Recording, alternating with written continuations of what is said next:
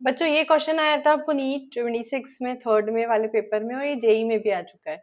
ये वाले क्वेश्चन में ना बहुत सारी कंसंट्रेशन टर्म्स यूज की है और इस तरह के जब क्वेश्चन आते हैं कि आपको करेक्ट स्टेटमेंट निकालना है तो यहाँ पर सारे स्टेटमेंट आपको सॉल्व करके देखना पड़ता है और ये टाइम कंज्यूमिंग क्वेश्चन है। तो हमेशा ध्यान रखिएगा, इस तरह के क्वेश्चन को मार्क कर दीजिए और इसको लास्ट में अटेम्प्ट करिए, क्योंकि जब आप कैलकुलेशन में उलझ जाते हो ना तो आपको टाइम का प्रॉब्लम होने लग जाता है।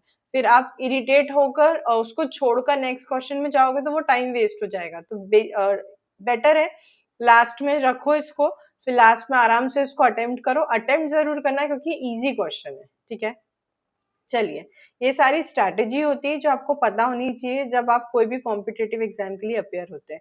तो ए वाला ऑप्शन बच्चों चेक करते हैं हम। ए वाले ऑप्शन में बोलता है the molality of 2.5 grams of ethanoic acid. तो ये करेक्ट स्टेटमेंट है कि नहीं? तो सबसे पहले तो मोलालिटी का फॉर्मूला क्या होता है बच्चों? मोलालिटी का फॉर्मूला होता है number of moles of solute upon mass of solvent in KG. ये छोटी छोटी सी चीजें हैं बच्चों, ये ध्यान जरूर रखिएगा, क्योंकि अगर ये छूट गई ना तो क्वेश्चन छूट जाएगा। ये आपको मुंह पे होना चाहिए कि भाई क्या होता है फॉर्मूला। ठीक है, तो नंबर ऑफ मोल्स क्या हो गया? गिवन मास इथेनोइक एसिड का upon molar mass that is 60, 2.5 into upon 60। और मास ऑफ सॉल्वेंट क्या हो गया? 75 ग्राम्स। अब ये ग्राम्स में है तो इसको केजी में करने के लिए मैंने ऊपर इंटू 1000 कर दिया। ठीक है ना? अब आप इसको जब सॉल्व करोगे तो दो जीरो से दो जीरो गया, 25 वन जा थ्री जा, तो ये हो गया कुछ 100/18। ठीक है, और जब आप इसको सॉल्व करोगे बच्चों 100/18 तो समथिंग कुछ 0.556 के अराउंड आएगा। तो ये स्टेटमेंट सही है। क्लियर है? तो यहाँ पे सिर्फ फॉर्मूले का खेल था, बाकी question is very easy. B वाला देखिए, आप मोलैरिटी के बारे में बात की तो मोलैरिटी का फॉर्मूला क्या होता है बच्चों? Number of moles of solute upon volume of solution in litres. ये चीज आपको ध्यान रखनी पड़ेगी। ठीक है, तो यहाँ पे सॉल्यूशन लिया है, ऊपर वाले में सॉल्वेंट लिया था। तो यहाँ पे नंबर ऑफ मोल्स क्या हो गया आपका? गिवन मास है NaOH, NaOH इज सॉल्यूट, तो गिवन मास है 5 ग्राम और मोलार मास है इसका 40। ये देखिए, और ये इसका वॉल्यूम हो गया 450 वॉल्यूम ml में है, तो हमको लीटर में लेने के लिए इंटू 1000 करना ही पड़ेगा।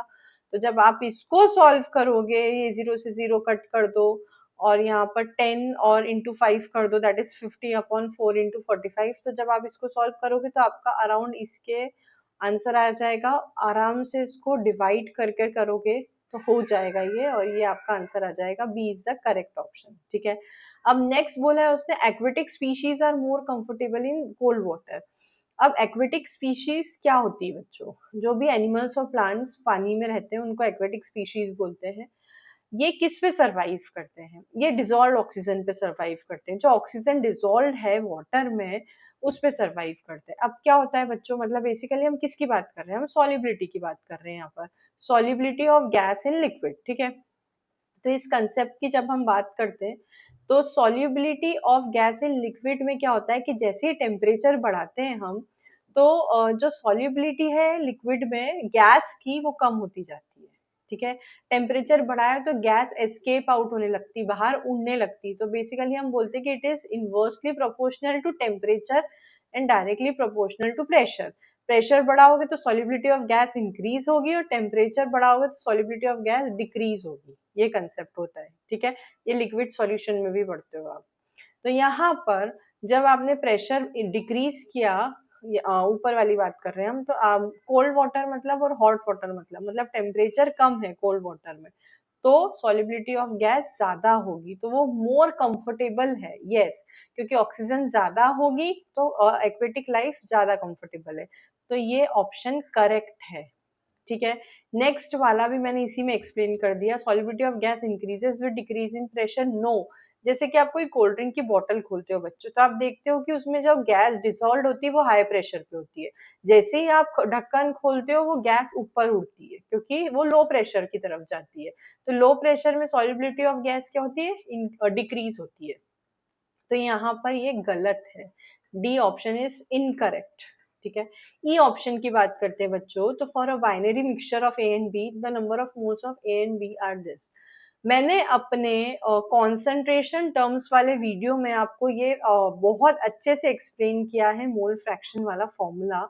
जब भी हम किसी भी मोल फ्रैक्शन की बात करते हैं, जैसे यहाँ पे बी की बात कर रहे हैं, तो ऊपर लेंगे moles of B upon total number of moles, तो ये हो गए आपके टोटल नंबर ऑफ मोल्स। इन्होंने बोला है मोल फ्रैक्शन ऑफ बी के लिए इन्होंने ए ले लिया, दैट इज इनकरेक्ट, तो ये भी इनकरेक्ट है। तो A B C is correct, so first is the correct option. इसी तरह से आप मेरे वीडियो देखते रहिए, मैं आपको बहुत सारी चीजें एक्सप्लेन करूंगी विद क्वेश्चंस।